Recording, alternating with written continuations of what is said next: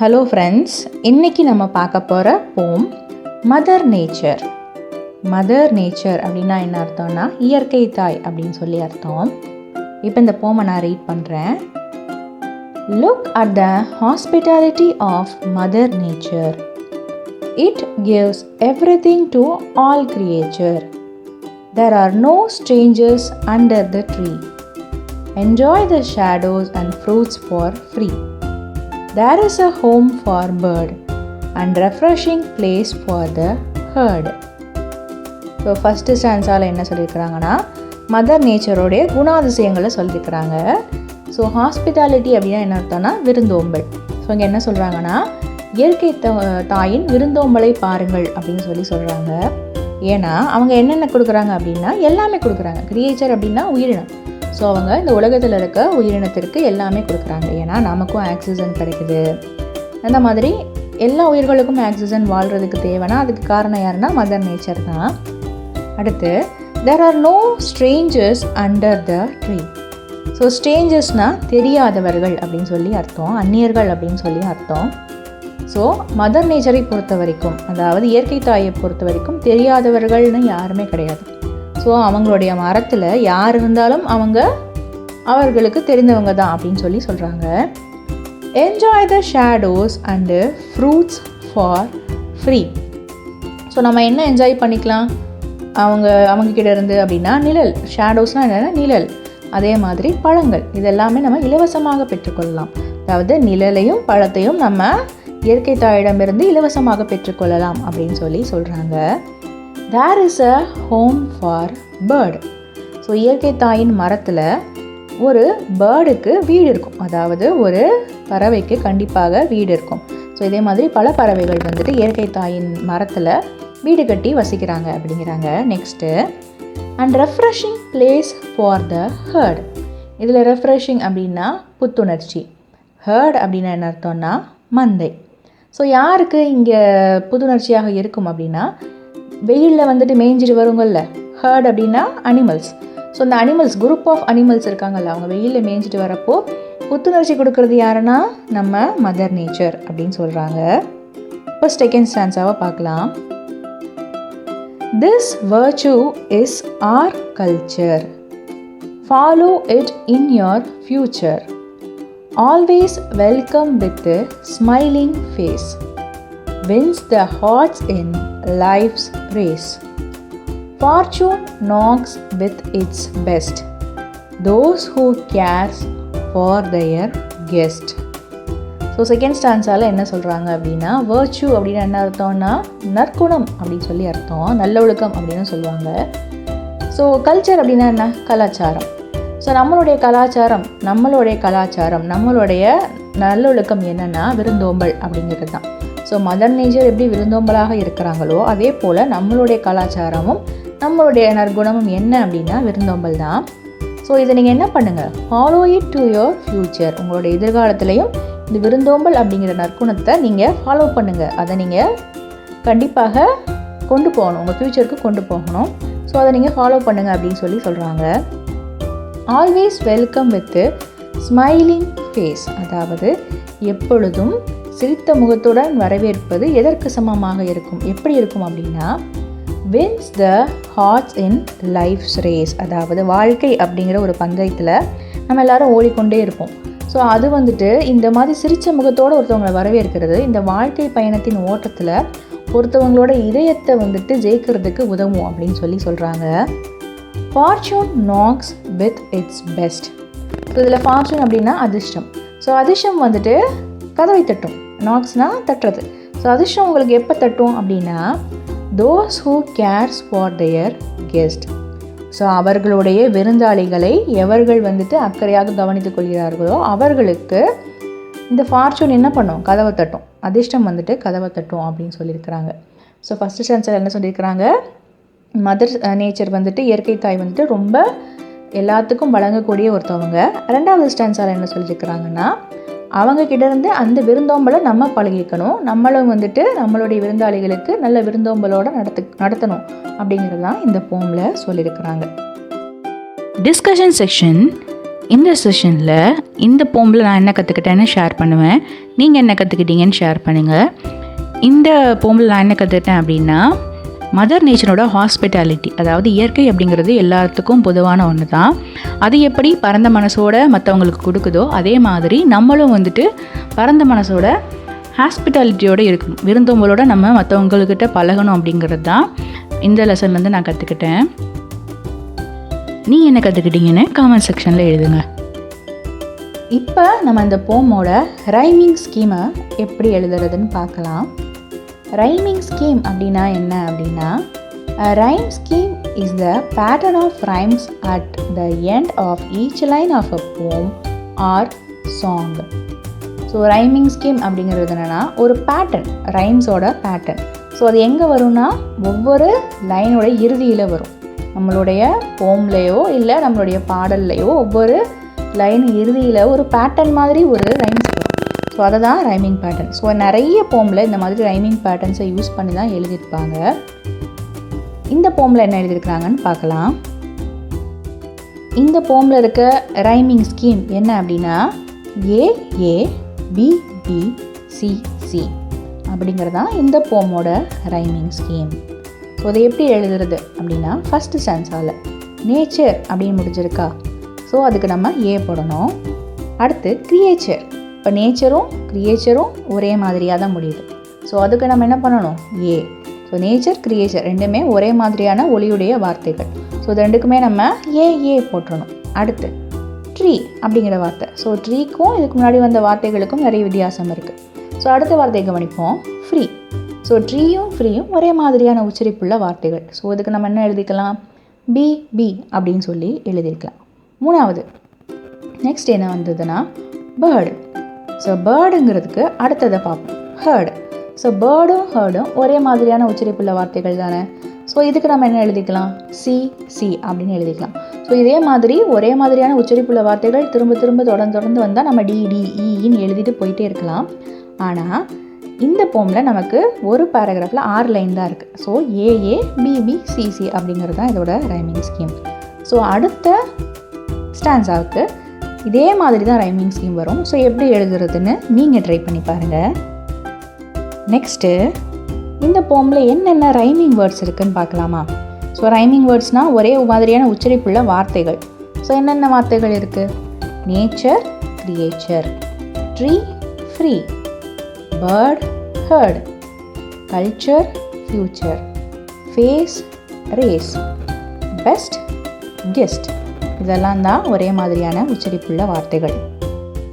glossary, hospitality, the friendly and generous reception, விருந்தோம்பல், he welcomes the guests with hospitality, அவர் விருந்தினர்களை விருந்தோம்பல் செய்து வரவேற்கிறார். Creature, anything living or existing, உயிரினம். டாக்ஸ் ஆர் வண்டர்ஃபுல் கிரியேச்சர்ஸ், நாய்கள் ஒரு அற்புதமான உயிரினம். Strangers, a person whom one does not know, தெரியாதவர்கள் அந்நியர்கள். they are strangers, அவர்கள் அந்நியர்கள், அப்படி இல்லைனா அவர்கள் தெரியாதவர்கள். Shadows, block off the light too, நிழல்கள். The old man is sleeping in the shadows, அந்த முதியவர் நிழலில் தூங்குகிறார். Refreshing, give new strength or energy, புத்துணர்ச்சியூட்டும். ஆம்லா ஜூஸ் இஸ் ரெஃப்ரெஷிங், நெல்லிக்காய் சாறு புத்துணர்ச்சி தரும். Herd, a large group of animals, மந்தை. there is a herd of sheep, செம்மறி ஆட்டு மந்தை உள்ளது. virtue, behavior showing high moral standards, அறம் நற்குணம். Hospitality is a virtue, விருந்தோம்பல் என்பது ஒரு நற்பண்பு. Culture, social behavior of a particular people or society. கலாச்சாரம். India is full of culture. India முழுவதும் கலாச்சாரம் நிறைந்தது. Race. A competition between runners. பந்தயம். He is running in a race. Our ஓட்டப்பந்தயத்தில் ஓடுகிறார். Fortune. Chance or luck. அதிர்ஷ்டம். He gets a fortune. அவருக்கு அதிர்ஷ்டம் கிடைக்கிறது. Guest. A person who is invited to visit someone's home. விருந்தினர். He receives the guest. அவர் விருந்தினரை வரவேற்கிறார். இப்போ page number 83 இருக்கிற book back எக்ஸசைஸை நம்ம பார்க்கலாம். ஏ செக்ஷனில் என்ன கொடுத்துருக்குறாங்கன்னா ரைட் த ரைமிங் வேர்ட்ஸ். ஸோ அவங்க ரைமிங் வேர்ட்ஸை எழுத சொல்லியிருக்கிறாங்க. முதலாவது nature, creature. Tree, free. Bird, herd. Face, race. Culture, future. இதெல்லாம் நம்ம ஆல்ரெடி போம்லேயே பார்த்தோம். அதுலேருந்து சில வார்த்தைகள் தான் இது. Section B, fill in the blanks. First one, Mother Nature gives everything for all dash. Mother Nature gives everything for all dash. Creature. Mother Nature gives everything for all the creatures அப்படின்றது தான் அர்த்தம். ரெண்டாவது, fruits and shadows are free under the dash. Fruits and shadows are free under the dash. Fruits and shadows are free under the tree. So மரத்துக்கு கீழே ஃப்ரூட்ஸும் நிழலும் இலவசமானது அப்படின்னு சொல்லி அர்த்தம். மூணாவது, dash is our culture. Dash is our culture. Hospitality is our culture. Hospitality is our culture. So விருந்தோம்பல் தான் நம்மளுடைய கலாச்சாரம் அப்படின்னு அர்த்தம். நாலாவது, fortune knocks with its best those who dash for their guest.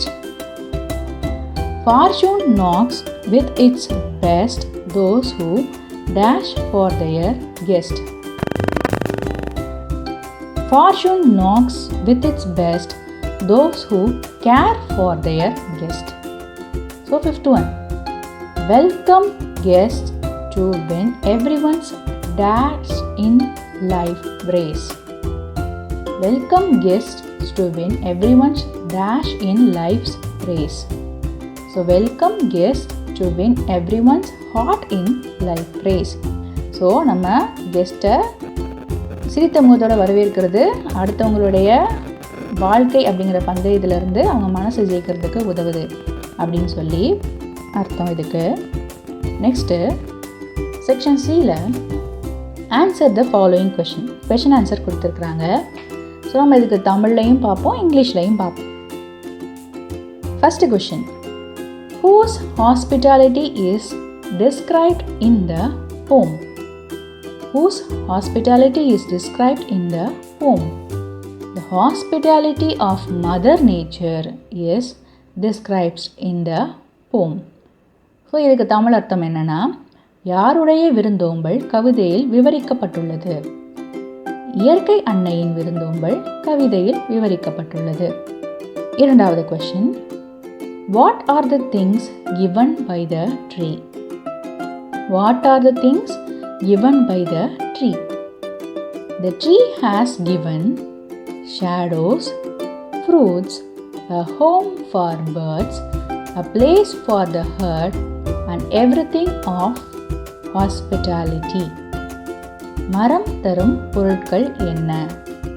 மரம் வழங்கியது நிழல்கள், பழங்கள், பறவைகளுக்கான வீடு, மந்தைக்கு ஓர் இடம் மற்றும் விருந்தோம்பல். மூணாவது question, what wins the hearts? What wins the hearts? Welcome with a smiling face wins the heart. இதயங்களை வெல்வது எப்படி? சிரித்த முகத்துடன் வரவேற்பது இதயத்தை வெல்கிறது. 4வது, who will be the fortunate? Who will be the fortunate? Those who care for their guest will be the fortunate people. யார் அதிர்ஷ்டசாலியாக இருப்பார்கள்? தங்களுடைய விருந்தினரை கவனித்துக் கொள்பவர்கள் அதிர்ஷ்டசாலியாக இருப்பார்கள் அப்படிங்கிறதா அர்த்தம். 5வது question, how will you treat your guests? So இதுக்கு நம்ம தமிழ் அர்த்தம் என்னென்னா, உங்கள் விருந்தினர்களை நீங்கள் எப்படி நடத்துவீர்கள் அப்படிங்கிறது தான் அர்த்தம். ஸோ உங்ககிட்ட கேட்குறாங்க, நீங்கள் எப்படி விருந்தினர்களை நடத்துவீங்க? ஸோ அதுக்கு நான் ஒரு சில ஆன்சர்ஸ் ரெடி பண்ணி வச்சுருக்கேன், அது நீங்கள் எழுதிக்கலாம். ஸோ முதல் ஆன்சர் என்னென்னா, I will treat my guests with a smile on my face. I will treat my guests with a smile on my face. என் விருந்தாளிகளை என் முகத்தில் புன்னகையுடன் உபசரிப்பேன். என் விருந்தாளிகளை என் முகத்தில் புன்னகையுடன் உபசரிப்பேன். 2வது என்ன எழுதலான்னா, I will treat my guests hospitably. I will treat my guests hospitably. நான் எனது விருந்தினர்களை உபசரிப்பேன் அப்படின்னு எழுதலாம். நான் எனது விருந்தினர்களை உபசரிப்பேன் அப்படின்னு எழுதலாம். 3வது, I will treat my guests happily and kindly. I will treat my guests happily and kindly. நான் என் விருந்தினர்களை மகிழ்ச்சியாகவும் அன்பாகவும் நடத்துவேன். நான் என் விருந்தினர்களை மகிழ்ச்சியாகவும் அன்பாகவும் நடத்துவேன். 4வது என்ன எழுதிக்கலாம்னா, I will treat my guest joyfully. I will treat my guest joyfully. நான் எனது விருந்தினர்களை மகிழ்ச்சியுடன் உபசரிப்பேன். நான் எனது விருந்தினர்களை மகிழ்ச்சியுடன் உபசரிப்பேன். ஸோ இந்த 4 ஆன்சரில் உங்களுக்கு என்ன விருப்பமானதோ நீங்கள் எழுதிக்கலாம். அப்படி இல்லைன்னா உங்களுக்கு பிடிச்ச ஆன்சர் என்ன, நீங்கள் உங்கள் கெஸ்ட்டை எப்படி உபசரிப்பீங்க அப்படிங்கிறத உங்கள் ஆன்சராக எழுதிக்கலாம். இந்த சேனலில் நான் டிஎன் சிலபஸ் இங்கிலீஷ் லெசன்ஸ் எல்லாமே அப்டேட் பண்ணுவேன். நீங்கள் இதை யூஸ் பண்ணிக்கோங்க. நீங்கள் அந்த லெசன்ஸை வாட்ச் பண்ணி இதில் ஏதாவது மிஸ்டேக் இருக்குது, இதில் இந்த இடத்துல எப்படி வந்திருந்தா இது கரெக்டாக இருக்கும் அப்படின்னு எதுவாக இருந்தாலும் கமெண்ட் செக்ஷனில் மென்ஷன் பண்ணுங்கள். விமர்சனங்கள் வரவேற்கப்படுகிறது. அதே மாதிரி உங்கள் ஃப்ரெண்ட்ஸ் யாராவது இருந்தாங்க அப்படின்னா இந்த சேனலை வந்துட்டு நீங்கள் அனுப்பி அவங்களுக்கு யூஸ்ஃபுல்லாக இருந்தது அப்படின்னா நீங்கள் அனுப்பி ஷேர் பண்ணிக்கோங்க. Wishing you abundance in knowledge. Thank you so much.